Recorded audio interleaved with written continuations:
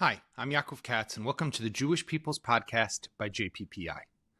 It's no secret that the world is looking more unstable than ever before. And in today's episode, we're going to talk about where policy meets power and how diplomacy gets personal.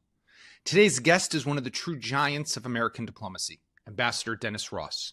He's advised presidents from Reagan to Obama, negotiated with Middle East leaders in back channels and boardrooms, and shaped some of the biggest foreign policy decisions of the last 4 decades. Now he's back with a new bold book, Statecraft 2.0. It's a blueprint for how America can lead in a world that's no longer playing by the old rules. In this episode, we go deep with Dennis. What exactly is statecraft? Why has Washington lost its edge in wielding it? And how does the world get it back? We talk about Gaza, Benjamin Netanyahu's policies, and how the war fits into a broader test of strategic patience and power projection. We talk about Iran, what the negotiations going on right now between the Trump administration and the Iranian regime look like. And we ask, is there still room for American leadership in a world of strongmen and shifting alliances? If you care about the future of U.S. power, the Middle East, or just want a masterclass in real-world diplomacy, this episode with Dennis Ross is one you won't want to miss. It's a treat. Let's get into it. Dennis, it's great to have you back on the podcast. Thanks so much for being here. Always good to be with you. Thanks for having me. So we're talking, obviously, on the occasion of the publication of your new book, Statecraft 2.0, and we're going to dive really deep into it. Exactly what does statecraft mean? I enjoyed the chapter, which defined it and basically explained what it is as a tool. I always thought it was just diplomacy, but you give it a much more robust definition, which I think is just interesting in of itself. And also the examples that you go into in the book of how is it applied successfully? How is it not applied successfully? And there's a lot of cases. One of them, for example, is the war that's still ongoing between Israel and Hamas in the Gaza Strip. But before we get to the book itself, having you here is a privilege, and I want to take advantage of it. And I think there's no better place to start than what is happening right now when it comes to Iran and the talks that the administration has been holding. There have already been 2 rounds that the Trump administration has held with the Iranians, with Omani mediation. Steve Witkoff, the special envoy, it seems, for everything these days, which is interesting in of itself, which maybe you'll have something to say about how does one person juggle Hamas talks, Iran talks, and Russia-Ukraine talks, but that's interesting. But where do you see this going? Normalization talks too. Correct. So add that to his portfolio. But I'm really curious, Israel has set a very high bar and high standard what it wants to see. Netanyahu has spoken about the Libyan model, which was the complete dismantlement of a nuclear program, everything destroyed or removed. And where the administration is, which is kind of unclear. One day they're just against weaponization. One day they're against enrichment. One day they're in favor of some enrichment. Where is this all headed? I think you put your finger on what's the critical point here. When you talk about statecraft, you're talking about marrying objectives and means, but it starts with adopting the right objective. There's all sorts of factors we can get into about how or why you pick an objective. In the case of the Trump administration right now, it's not clear, as you suggest, on what its objective is. Witkoff gave an interview with Fox News where he basically said, there's a distinction between enriching to 3.67% and above that, and so limits on enrichment and limits on weaponization, he implied that would be sufficient. Then he did a tweet a day later saying elimination of enrichment and weaponization.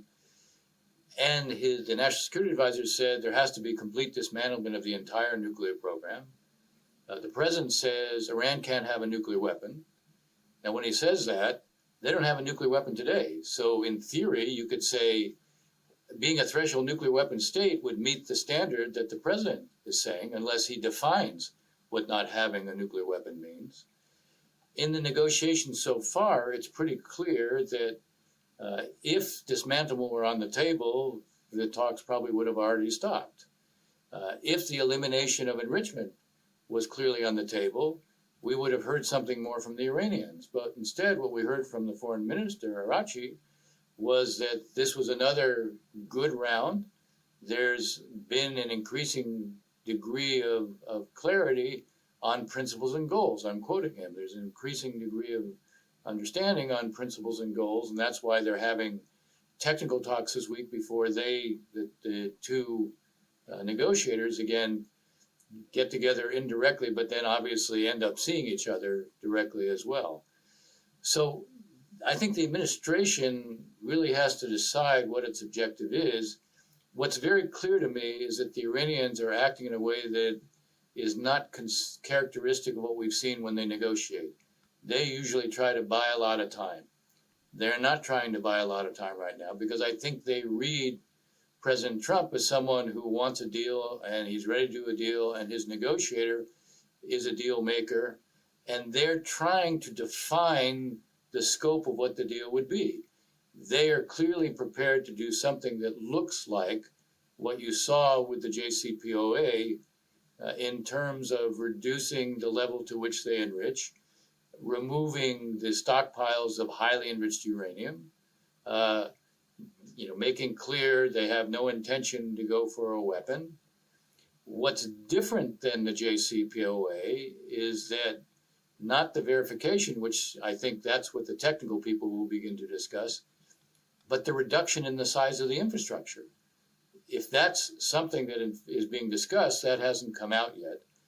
And I would say from my own standpoint, what I would like to see something different from the JCPOA in the following sense.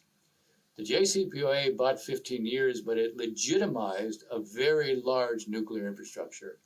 And it provided for no limitations whatsoever in the aftermath of the 15 years. What that meant was that the Iranians were deferring a nuclear weapon option. They weren't giving it up.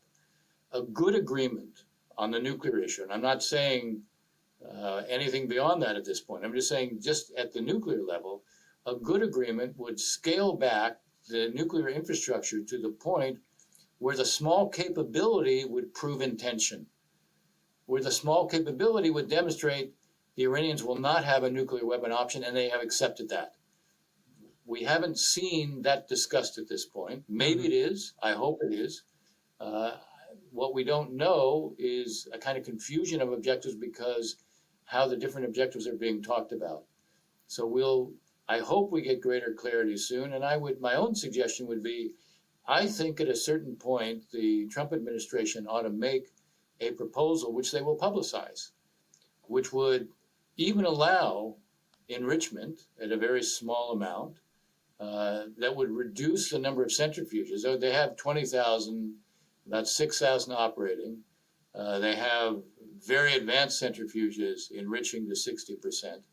I would like to see a proposal where there's less than 1,000 centrifuges permitted, where none of them can be the advanced centrifuges, where there is complete access to all sites with a clear penalty if any of them are blocked, meaning declared and undeclared sites, and with either no endpoint to the agreement, or say after 25 years, it's reviewable by mutual consent. This even would allow the In other words, no Iranians to have sunset civil clause, what the JCPOA had. No, exactly. No sunset clause. And you're allowing them to have civil nuclear power, which you can present to the world. They can have civil nuclear power. They can even have limited enrichment. And if under those circumstances they reject it, it's very clear. They're not satisfied with only having civil nuclear power. They want at least the option of a nuclear weapon. At a minimum, you want to be able to put the Iranians in a position where they can become more easily isolated and where you're legitimizing. If you have to use force, you've said, we offered them something that gave them civil nuclear power and they rejected it, and that then justifies the use of force. So I would like to see that kind of a proposal married to the threats that the president makes. The president clearly understands the relationship between coercion and diplomacy, but it works better if you have a very clear objective in mind. But I mean, there's a lot to unpack there. Now, just on that last point of the president, yeah, he likes to use to wave the sword or the stick, let's say, and we saw that, for example, with Hamas. Hell will break loose, hell will be paid, and at some point he even stopped doing that because it wasn't working. That's not helping to get the Hamas hostage deal. But with the Iranians, he does keep on talking about the option of military force. And I wonder, does it not turn at some point into the boy who cries wolf too many times? Like, do the Iranians really take it seriously? For many years, many people have said that you need a credible military option on the table, and that was one of the mistakes of prior administrations, whether it was the George W. Bush administration or the Obama administration or the first Trump administration. Now it does seem that he's willing to do that. He's loaded up on deploying forces in the region, from B-2 bombers to aircraft carriers and more, and he says it very clearly. I'm prepared, and they should be careful. So, do you think it's real, and do you think that the Iranians take it seriously, or do they see it more, as you said, we have this window, we got this guy Witkoff who doesn't really know what the technical details are of the deal, so let's just get back into the JCPOA and call it a win? I think that they are convinced that the president wants a deal. I don't know that they're convinced that he's prepared to use force. They see it as certainly posturing with force. I think they may believe if there's no deal, he will give Israel the green light. The critical issue here is not just to give Israel the green light, but for the Iranians to understand that the U.S. will end up being part of this, and not just in a purely defensible way, meaning not just to counter what the Iranians might do. Israel on its own cannot destroy Fordo. We can destroy Fordo on those B-2s, those 6 B-2s that have been deployed to Diego Garcia. Personally, what I'd like to see them exercise and rehearse some air-to-ground missions. The Iranians would see that, and that would lend credence to this. I think a deal clearly is possible. I even think a deal that goes well beyond the JCPOA in terms of meeting the standard I have, which is the Iranians give up a nuclear weapon option. I think that's possible, but they have to become convinced it's not just Israel, it's Israel and the United States. I think if that's the case, and they are truly convinced of it, and I think they're partway there, but not totally there, I think the chances of a deal go up dramatically. And when I'm saying deal, I mean an acceptable deal. I worry a little bit right now. We could end up with JCPOA minus. Mm-hmm. That's a little bit of a worry I have. I'm hoping that's misplaced. Is that worry because of the personalities involved in negotiating, or because of the Trump desire for a deal despite the costs and risks? I think the desire for a deal is quite high. Mm-hmm. And I think his negotiator reflects him, which is, by the way, to be fair, a negotiator should reflect the leader. Negotiators are not going to have authority very long if they don't. So I think the issue is the president wants a deal. I think if he becomes clearer, he doesn't necessarily have to announce it, but if he and Witkoff become clear about the kind of objective that has to be achieved, which is they can't have a nuclear weapon now and they can't have it in the future, and we have changed the structure of their capabilities to the point where that now is the reality, or that will become the reality.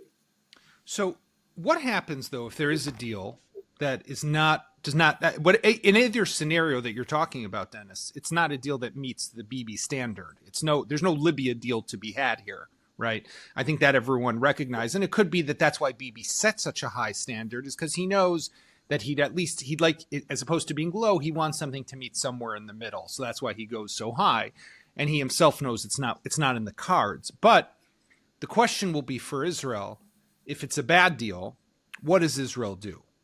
And does Israel still use military action unilaterally, or does Netanyahu, and I'm sure you watched him like I did in the Oval about 2 weeks ago, sitting there and his eyes darting across the room, that moment that Trump announces that there's going to be talks with the Iranians, it put him in a pickle or in a bind, and Netanyahu's hands might actually be tied here. Look, I would be very surprised if there was a deal and Israel went ahead and acted anyway in light of it. I think Bibi has proved consistently that he will not say no to Donald Trump.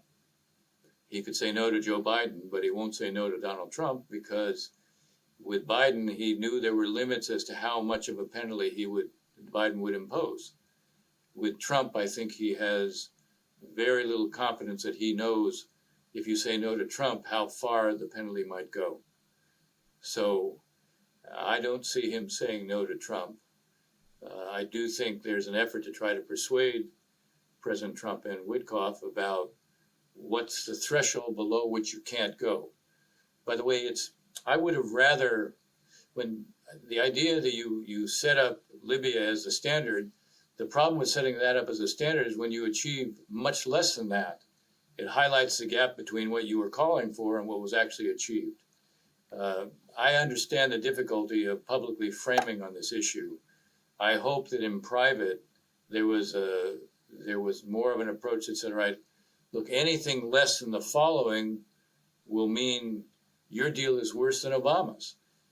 If you want to influence President Trump, you basically say you are doing less than Obama, or you're doing less than Biden. And then you can almost count on the fact that he's going to be more responsive not to be in that position. Mm. So, I mean, let's talk about the book, Statecraft 2.0, What America Needs to Lead in a Multipolar World. You give a lot of historical examples of how statecraft is used effectively or successfully, and looking at different examples over the years, whether it was Iraq, Afghanistan, the Cold War, and others. But you also look at some of the current crises that we're talking about right here.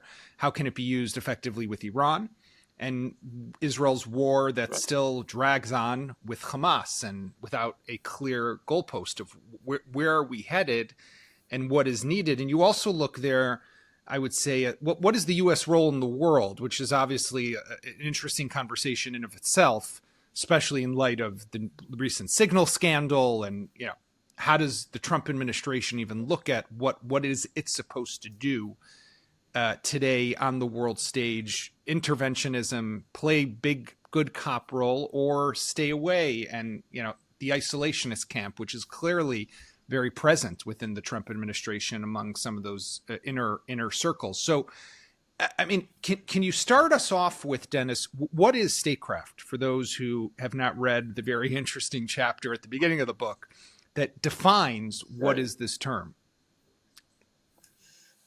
Many people, you start off, Yaakov, by sort of saying you had always thought that statecraft was really just diplomacy, but statecraft represents all the tools a state has: economic, intelligence, diplomatic, military, management, public framing of issues, financial assistance, the ability to use soft power, because soft power is a form of attraction and it gets others to be supportive of you.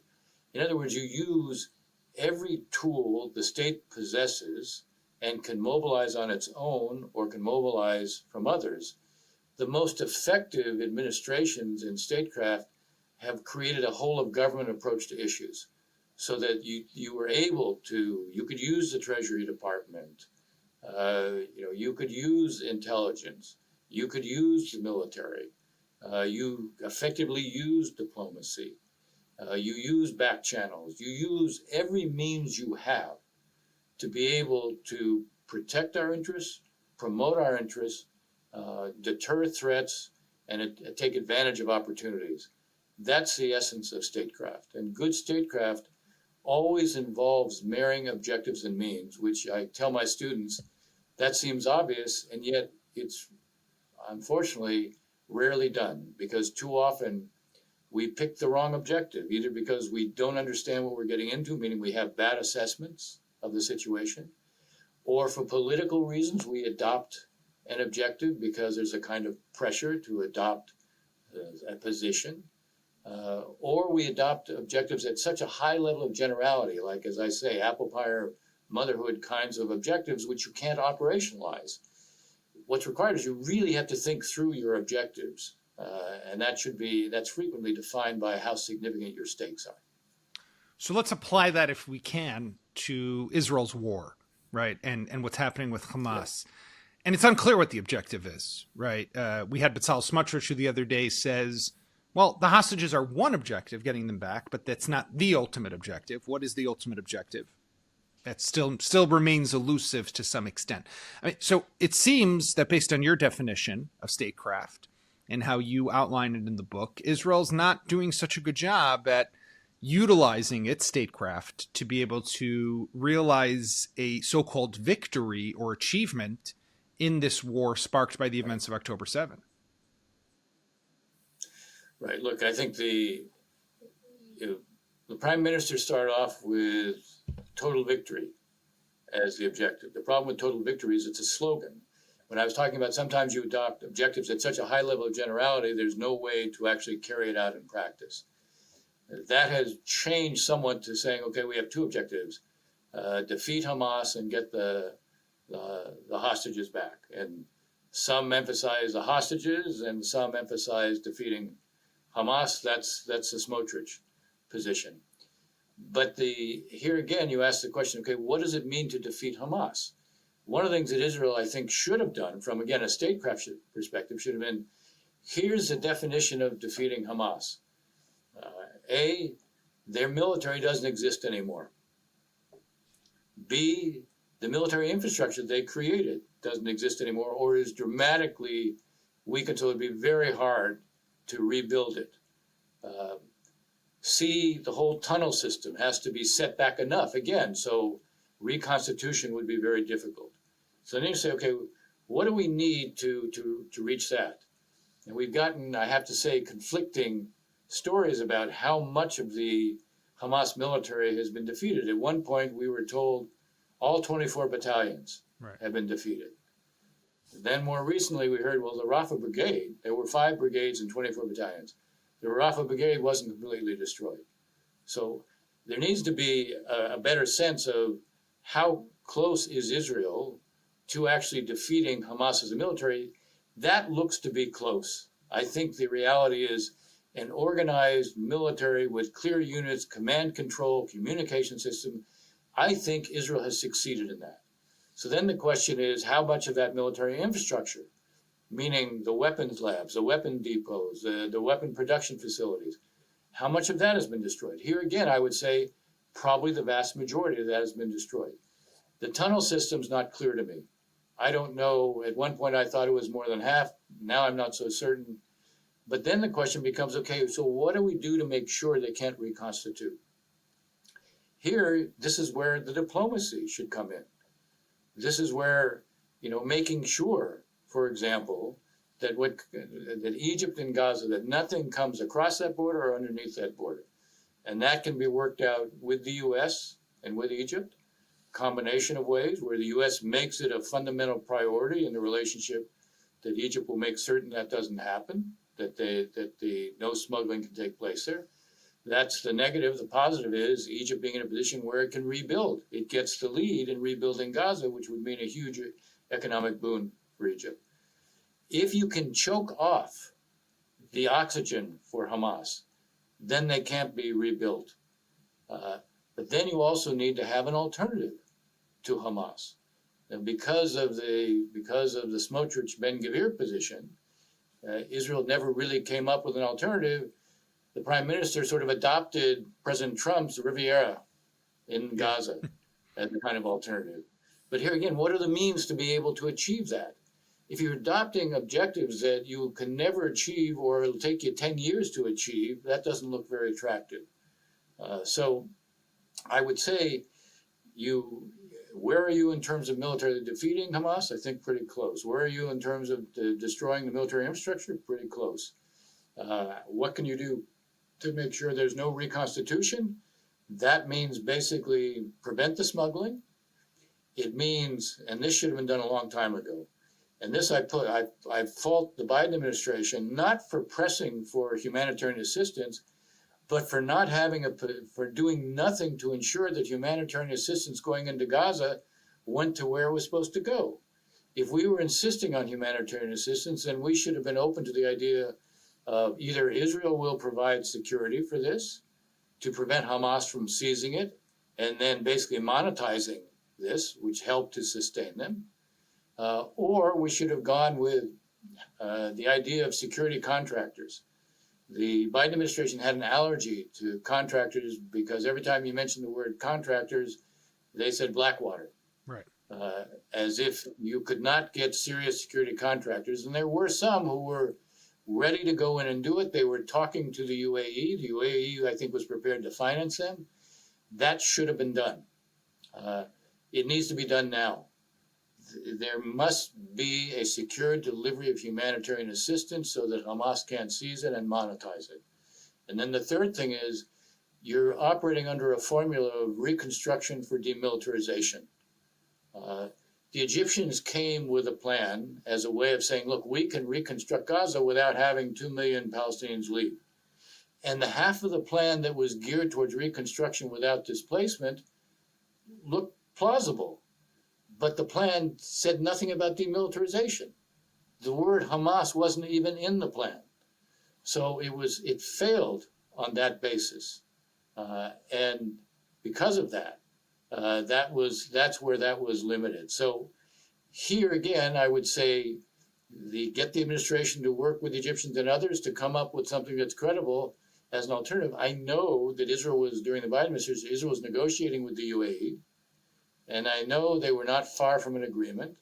I mean, it would be good to go back and pick that up because that could get you to the point where you actually can produce some kind of interim administration led largely by the UAE, Egypt, Morocco. Security contractors would be part of that. The Emirates would put some forces on the ground. There are ways, I think, to get to that. That helps you create the alternative. So you militarily defeat Hamas on the one hand, you make sure they can't reconstitute and you choke off the oxygen, and you create an alternative. That allows Israel to achieve the objectives of defeating Hamas, making sure it can't come back.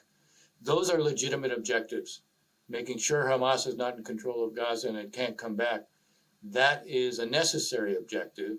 I think the means are there. I don't see the current strategy moving Israel in that direction. But I mean, what you're also putting your finger on here to a great extent, and I guess this is what statecraft is also, is that the military means or action is only one step in the process, right? It can degrade Hamas, it can weaken it, it can kill fighters and destroy infrastructure. But when it comes to humanitarian aid distribution, when it comes to the entity that's going to govern Gaza instead of Hamas and then prevent Hamas from reconstituting, that requires political courage and the right political decisions, whether it's the Americans or the Emiratis and, of course, the Israelis. But it also requires, to an extent, an Israeli leader, in this case, because Israel being the country attacked and then the country that embarks on this war after being attacked, is setting realistic goals and objectives, right? And you said that before, marrying the objectives and the means, I think was the term you used. That's right. But if we don't set the right objective from the get-go, then we're kind of out there, flying blind, if I say, right? And that seems to be, so there's a lack of, is it the lack of political courage? Is it a lack of political will? Is it just Ben-Gvir, Smotrich? Or is it something else that Israel just doesn't have a clear vision where it wants to go at all with the Palestinians in the bigger picture here? I think it's a little bit of all of that. To be fair, you had the worst day in Israel's history, the worst day for Jews since the Holocaust. And Israel is suffering from a trauma because of that. And that does make it more difficult to define objectives that you find realistic. You know, when Prime Minister Netanyahu talked about total victory, it was understandable he used that as a terminology given what October 7th was. But you still need to then define total victory in a way that makes it achievable, and then you break it down. Making sure Hamas, not just they could never attack him, but making sure Hamas is not in control of Gaza was a completely legitimate objective. But by definition, that had a military component, a diplomatic component, a humanitarian component, because the way you would get the Arabs, you weren't going to get the Arabs if you were allowing a disastrous humanitarian situation to evolve within Gaza. So you had to marry all of these different things in a way that allowed you to achieve the most important outcome, which is Hamas is no longer in control of Gaza. Now you put your finger on something else. The Arabs, and especially the UAE, does not want to go into Gaza unless there's going to be a reformed Palestinian Authority. Right. They want to go into Gaza in the absence of a reformed Palestinian Authority because then it thinks it'll be in Gaza forever. It wants there to be a reformed PA because it wants a reformed PA to assume responsibility. And the Saudis have talked about a credible pathway to a Palestinian state. Now, Israelis say, gee, they hear the word Palestinian state and they say, a Palestinian state means a Hamas-led state. And that's a kind of existential danger. So it is that when you say credible pathway, it has more than one meaning. A Palestinian state that's going to be a failed state is not a credible pathway. A Palestinian state where it has independent militias is not going to be a credible pathway. A Palestinian state that could align with Iran is not a credible pathway. So there are things, again, part of the diplomacy, which is connected to a Gaza approach, has to be working with the U.S. to come up with, okay, if the Arabs say this is what they need, here's what is required to create that, with a recognition that's not going to happen soon, and it isn't fulfilled just with words. One actually has to see demonstrations. It is possible, in my mind, to create what I call a credible pathway, even if that's a very long pathway. I mean, we know how long it's been already with, now we're talking 18 months into this war and no clear end or light at the end of the tunnel. But I want to move, Dennis, to give us an example, if you can, and you do give some examples in the book of statecraft that is employed or delivered successfully. It's used in the correct way and creates and brings about the outcome that is so desired in the beginning. What is an example that we can look at that says, okay, this is something I understand. This was a good model for how we should be operating? All right, so there's a couple I would give. One in the more distant history, because it was so well done. One more recently. The distant history one, maybe not that distant, but since I was a part of it, German unification in NATO. There was a uniform opinion of the punditry class and even the people in the State Department at the time. No way, when the wall came down, could you produce German unification in NATO, because it would look like the Soviets lost. Gorbachev could never accept that. Even the Europeans, Thatcher and Mitterrand, feared a Germany that was unified because they felt, in Thatcher's words, they would achieve in peacetime what Hitler couldn't achieve in wartime. The scars from 2 wars in the 20th century with Germany were very deep, not only with the Russians, but also with the Europeans. And yet we were able to succeed in doing that. We did it in a variety of ways. We framed the issue from the very beginning. One of the most important things to do in good statecraft, aside from having a clear objective, is to publicly frame what the issue is, so that others are responding to you.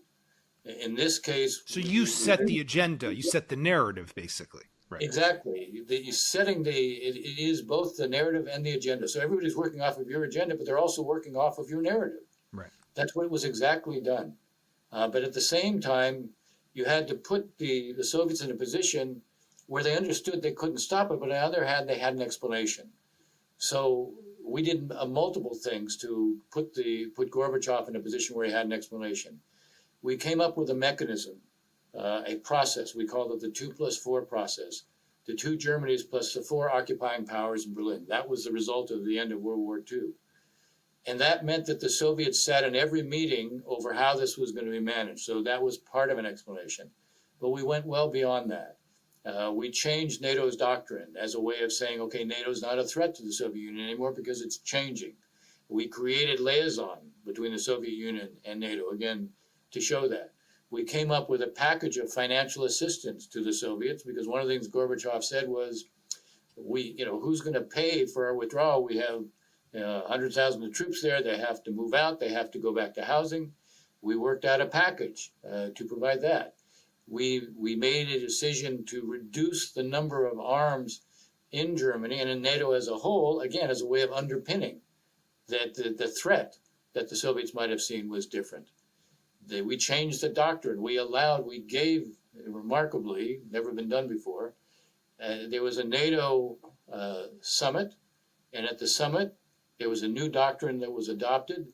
The draft of that doctrine, which we had done, we shared with Gorbachev and Shevardnadze because they had a party Congress.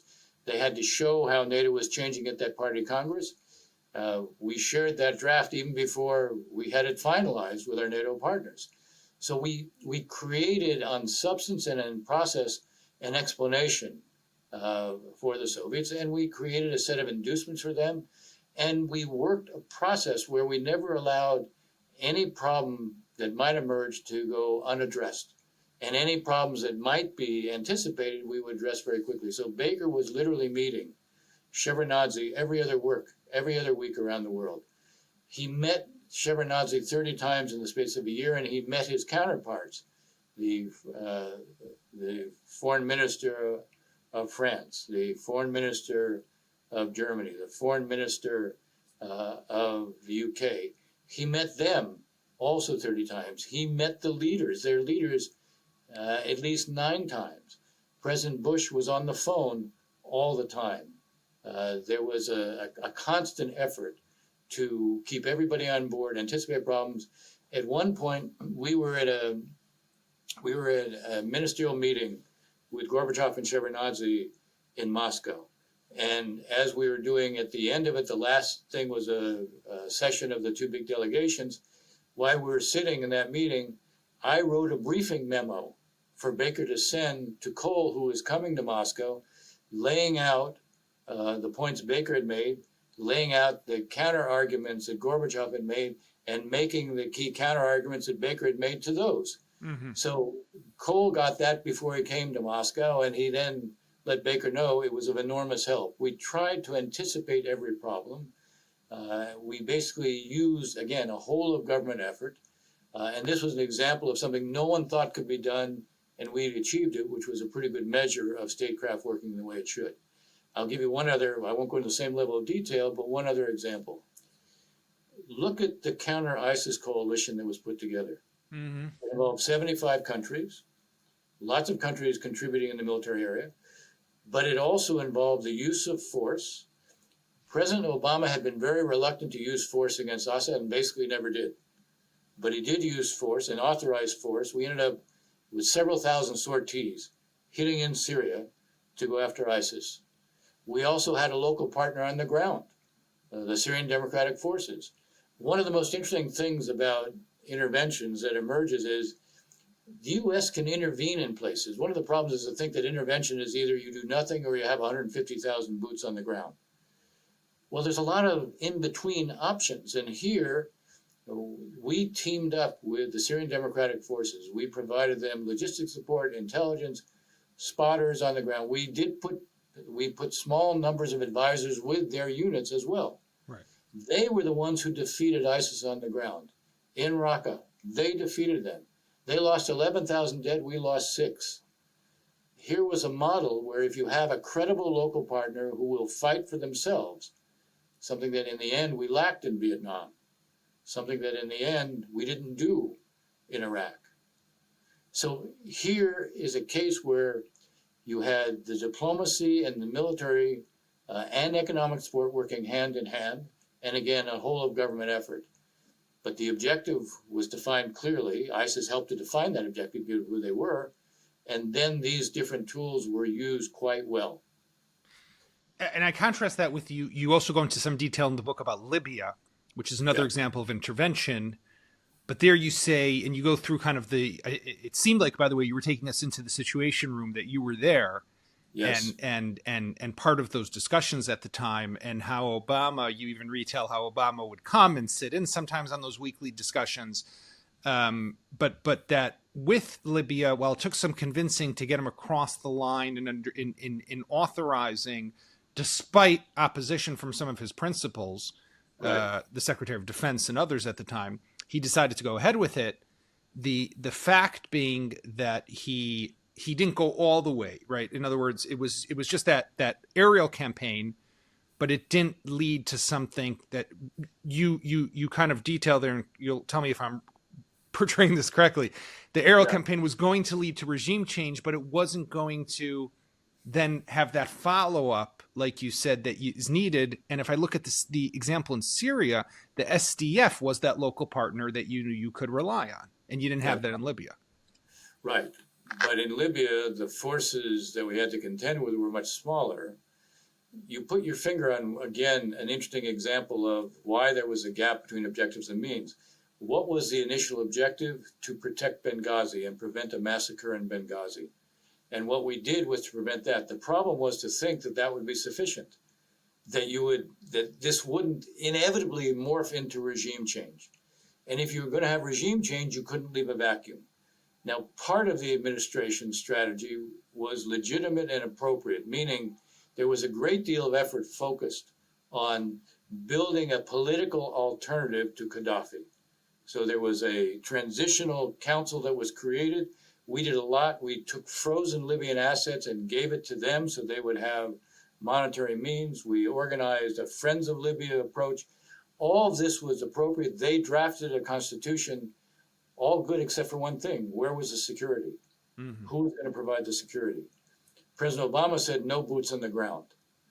We could have, I knew from our conversations with people in the JCS, including the vice chair, that others would go in on the ground militarily with a security force. And the general assessment was all we needed was about 20,000.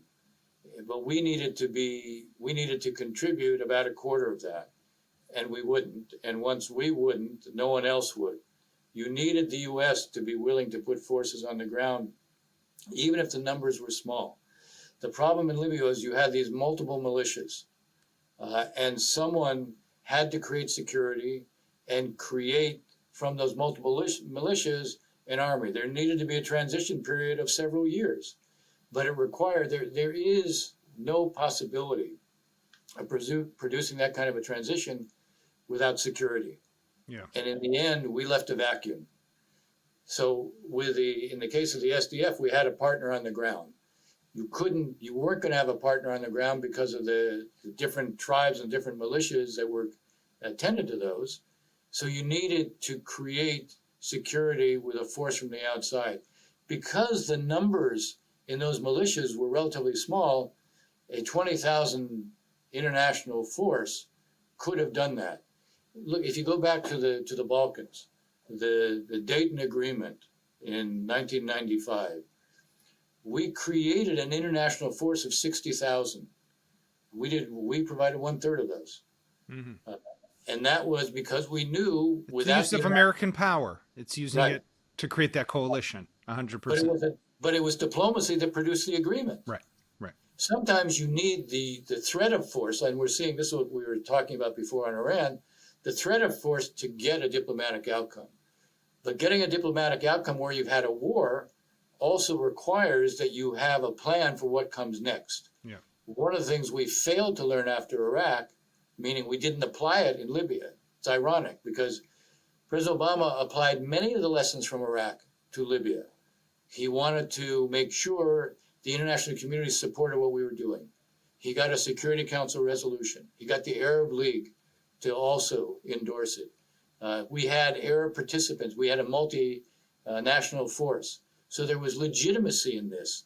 And he thought he was creating an endpoint by saying, we will, for the first 10 days to 2 weeks, we will provide what the Europeans, our NATO allies can't do, meaning we have the means to take out all the air defense there. Once that's done, they can be responsible for what's done. That was fine, except again, it didn't take account of, well, this isn't just going to stop with Benghazi, because you stop Benghazi, but Gaddafi's still there. Right. And I mean, I think, by the way, the Libya story, just to our listeners, is a perfect example of why it's worth reading this book, because it's Dennis Ross not just giving the philosophy behind it, but taking you into the room. And in that story there that you were just retelling, Obama asks you, if I remember, Samantha Power and Tony Blinken, who was then the advisor to Joe Biden, who was the vice president, to give your opinions. And Samantha Power goes with the humanitarian argument, and you gave the argument of we need to secure Libya because this will spill over into, let's say, Egypt and others. And this is why it's a regional stability issue. And then Blinken kind of brought it all together. But the book really has that combination of the kind of the academic side to it, but also taking you into the room. So Dennis, thank you so much for sharing this with us. It's always a pleasure to have you on. Yaakov, it's always a pleasure to be with you. Thanks very much. Thank you. Thanks for joining us on today's episode. You can find us every week where podcasts can be found: Apple, Spotify, and of course, YouTube and the website of Times of Israel. We'll be back next week with another episode of the